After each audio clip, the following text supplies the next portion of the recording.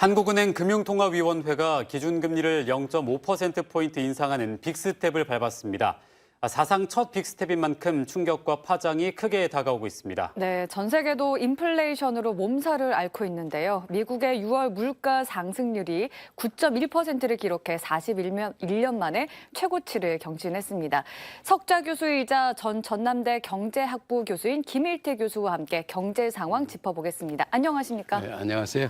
네, 먼저 첫 번째 질문 빅스텝 관련해서 질문을 좀 드려보겠습니다. 빅스텝을 밟으면서 기준금리가 2.25%를 기록했는데 아마 이 물가 상승률의 영향을 좀 받았을 걸로 그렇죠. 보이잖아요.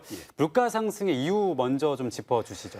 이제 아시다시피 우리가 이제 코로나19라는 어마어마한 감염병이 있었는데 그 사이에 돈이 많이 풀렸지 않습니까? 네. 돈이 많이 풀려서 그걸 가지고 이제 사람들이 경제 활동을 하니까 소비가 많이 늘어나게 되고 그러니까 이제 처음에는 그런 소비가 늘어남에 따라서 수요 쪽에 인플레이션이 생기기 시작했어요. 네. 예를 들면 미국이 작년에 4조 달러를 풀었어요.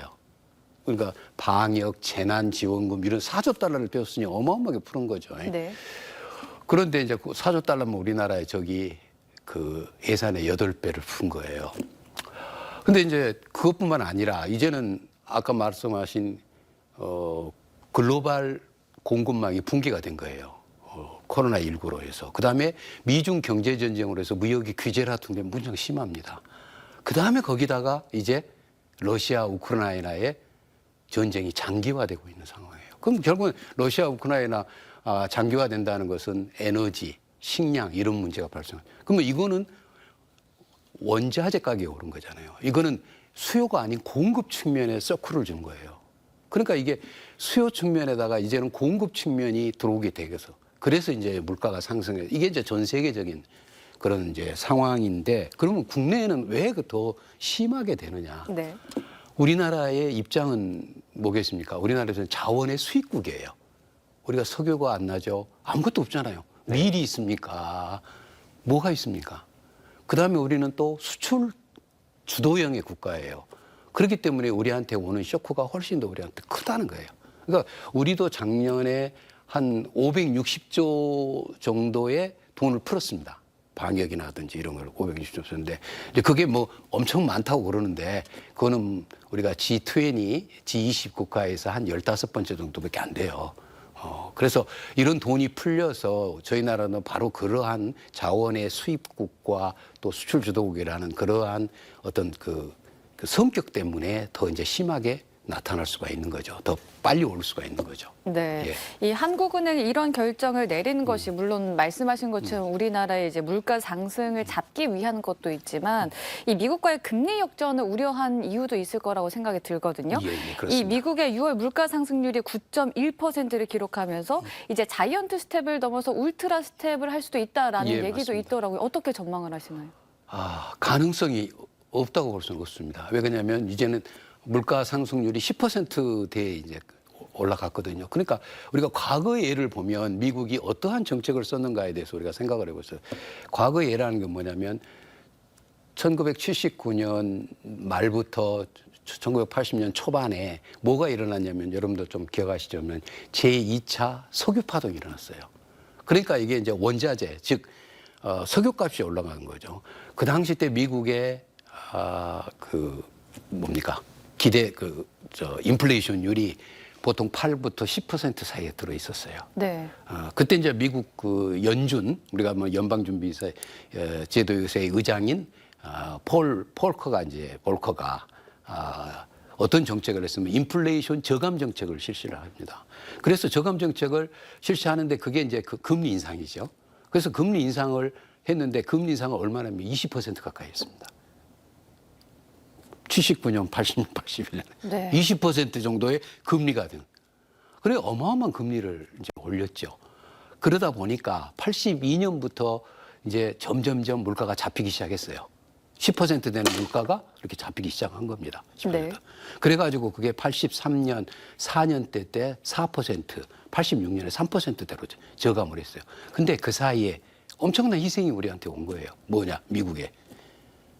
실업률이 10% 가까이 올라간 겁니다. 왜? 경기 침체가 돼서.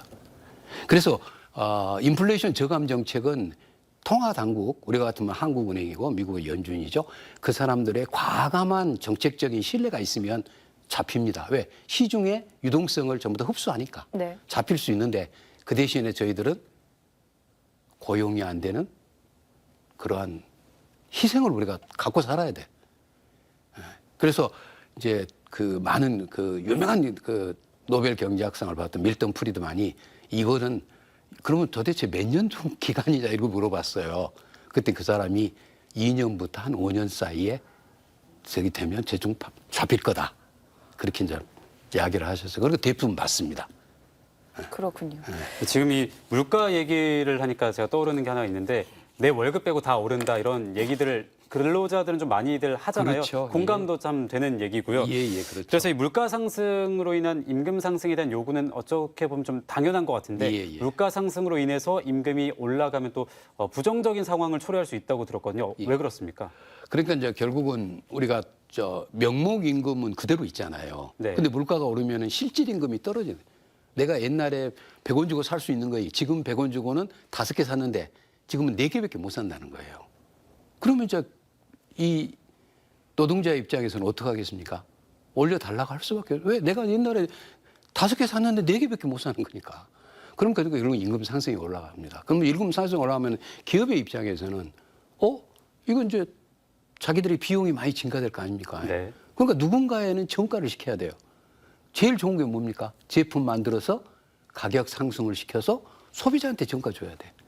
그럼 소비자들은 이제 물건값이 올라가니까 돈 못 사는 거죠.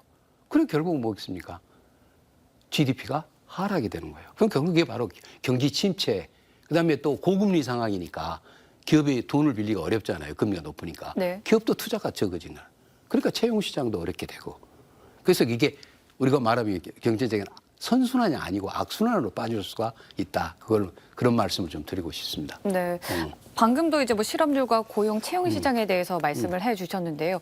구체적으로 이 금리 인상이 채용 시장에 어떤 영향들을 미치고 또 어떻게 전망을 하시나요? 그러니까 이제 그 기업에 있어서는 일단은 그 채용이 되려면 뭡니까? 투자가 이루어져야 되잖아요. 네. 근데 고금리 상황이면 기업이 돈 빌리는 게 쉽지 않잖아요. 그렇죠. 원리금 저기 해야 되고. 그다음에 또 물가가 상승하니까 기업에 뭡니까? 부담이 가는 거예요. 왜?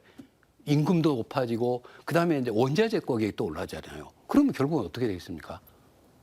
결국은 투자처라든지 이런 것보다는 지금에 있는 고용을 줄이는 방법도 하나 있고. 그러니까 결국은 채용 시장이 점점점 옛날에 비해서는 점점 좁아질 수밖에 없는 겁니다. 이게. 네, 지금 또 금리로 인한 채용 시장의 변화를 짚어주셨는데 네. 부동산 시장에도 역시나 많은 영향을 미칠 것 같습니다. 지난 13일에 한은 총재가 이자가 평생 3% 정도라고 생각하면 안 된다. 위험이 있다고 생각하고 의사결정을 해야 된다라고 얘기를 했는데 이걸 저희가 좀 어떻게 해석을 하면 될까요? 그러니까 이제 그 한은이 0.25%포인트를 인상할 때 대출을 하는 사람들이 대출자들이 있을 거 아닙니까? 자기가 월 부담하는 게 한 이제 이자가 16만 원 정도 증가를 해요. 16만 원인데. 근데 이제 그거는 이제 몇 퍼센트냐에 따라서 또 많이 틀려지잖아요. 네. 그리고 우리가 이제 지금 뭐 대출자들이 뭐 주택담보대출이든 자영업자든 그 변동금리를 하는 그 계층들이 한 70~80% 변동금리다. 왜냐하면 뭐 옛날에 다 적었으니까 전부 네. 변동금리로 했잖아요. 그러니까 이게 그 많은 이제 70~80%의 사람들이 거기 이제 연관이 되게 되는 거예요. 그럼 결국은 물가가 상승하고 저기 되면은 우리가 말하면 대출 상환금이 어떻게 되겠습니까? 올라가는 거죠. 그러니까 소득에서 차지하는 비율이 점점 올라가게 되는 거예요. 그럼 결국 이제 상환금에 대한 압박이 들어올 거고, 그다음에 이제 거래가, 그러니까 부동산 시장의 거래 절벽이 이제 가능성이 많다. 부동산 시장은. 그러면 우리가 뭐 이제 하나 더 이야기하면 이럴 때 그럼 우리는 어떻게 해야 되느냐? 이게 이제 문제가 아니겠습니까? 네. 이럴 때 우리가 봤을 때 이제 저는 일단은 고금리이기 때문에 이 돈을 일단은 은행의 예금이나 적금 쪽으로 일단 해야 돼요. 일단 첫 번째는 그래야 이게 단기로, 그것도 장기로 가면 안 됩니다. 왜? 한은이 이제 이번 7월달에 올렸잖아요. 앞으로 좀 3번 남았어요. 네. 3번 또 올지 몰라요. 그러면 한 달을 하면 안 되는 거예요. 그러니까 3개월, 6개월 단위로 해라는 거예요. 이게 이제 재테크의 진짜 서민들의 재테크입니다. 그러니 금리라든지 그다음에 채권 투자. 그러니까 채권 투자라는 것은 금리가 오르면 채권의 가격은 낮아집니다. 반대로 움직이니까. 네. 그러니까 채권의 가격이 낮아지니까 이때 이제 채권을 제가 사야 돼요. 갖고 고금리 때 채권을 사놓고 그 다음에 저금리 때 이제 저기를 파는 거예요. 그래서 투 트랙으로 하나는 돈이 이제 많으면 또 다르지만은 서민들의 경우는 하나는 예금 적금 쪽으로 하고 하나는 채권 투자 쪽으로 이렇게 한번 동시에 나눠서 하는 방법도 좀 고려해 볼 만합니다. 네, 그러면 뭐 주식 투자나 금 관련 투자는 어떻게 생각을 하시나요? 그러니까 이제 그 금은 이제 실질적인 가치가 변하지 않기 때문에 그거는 언제든지 물가가 오를 때는 뭐 충분히 어떤 가능성이 있습니다. 그런데 현금은 그대로 우리나라 돈을 그대로 원화를 그대로 갖고 있다는 거는 어리석은 일이죠. 재테크 입장에서는. 그래서 원화를 주로 이제 그 서민의 입장에서는 주로 이제 기축 통화인 달러나 유로화를 그러니까 뭐 어디 저 해외 여행 가서 달러를 하면 바로 바꿀 필요가 없습니다. 그건 가지고 있어야 돼요. 왜? 이거 글로벌 시대인데. 그래서 이런 그러지만 이제 그 주식 시장은 이제 상당히 문제가 좀 됩니다. 왜 그러냐면 아까 이제 금리가 오르게 되면 우리나라의 금리가 아까도 말씀하셨지만 한미 금리 역전차가 생겨요. 네. 그러면 미국이 훨씬 더 안전자산이잖아요, 달러가. 그렇죠. 그러니까 그쪽으로 갈 수밖에 없습니다. 그러니까 우리나라 주식을 팔고 판다는 거는 이제 어떻게 됩니까? 달러가 이제 많은 사람들이 그 달러를 바꿔야 되잖아요. 그러니까 달러 값이 올라가게 돼요. 그러니까 이제 주식시장은 떠나면서 달러 값이 올라가게 되고 그러니까 주식시장이 그렇게 활성화되지는 못하죠. 이제 그런 이게 이제 뭐냐면 자원을 수입하고 수출을 주도하고 그다음에 자본의 기축 통화가 아닌 나라가 지니고 있는 그런 어려움이라고 제가 볼 수 있어요. 네, 그렇군요. 네, 지금 뭐 전체적으로 우리나라의 경제 자체가 좀 힘들긴 하지만 지역 경제도 상당히 또 어려운 상황에 직면을 했습니다. 맞습니다. 지역의 소비자 심리 지수도 계속해서 하락 중이고 지역에는 기업들의 전망도 사실 밝지 않은 상황인데 그렇죠. 이런 상황에서 정부와 지자체는 좀 어떻게 대응을 해야 된다고 보시나요? 그러니까 이제 금리가 계속 오르게 되면 가장 어려운 계층들이 취약계층 아니겠습니까? 그다음에 자영업자들, 소상공인. 그래서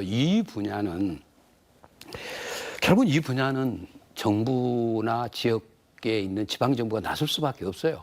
결국은 만기 연장을 해주든지 그다음에 상환을 유예하든지 또는 아까 말한 제도권, 신용보증이라든지 이런 걸 통해서 저금리로 갈아타든지 이런 방법을 통하지 않고서는 이런 그 취약계층이나 이런 우리가 계신 분들을 어떻게 우리가 그럼 결국은 파산으로 온 거죠. 결국은 이게 파산으로 가고 만약에 못하면은 이 불똥이 어디로 뛰겠습니까?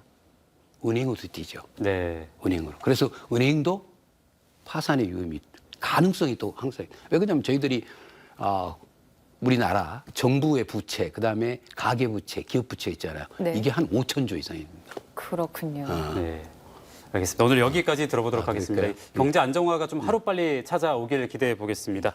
오늘은 김일태 교수와 함께 경제권 이야기 짚어봤습니다. 오늘 말씀 잘 들었습니다. 예, 감사합니다.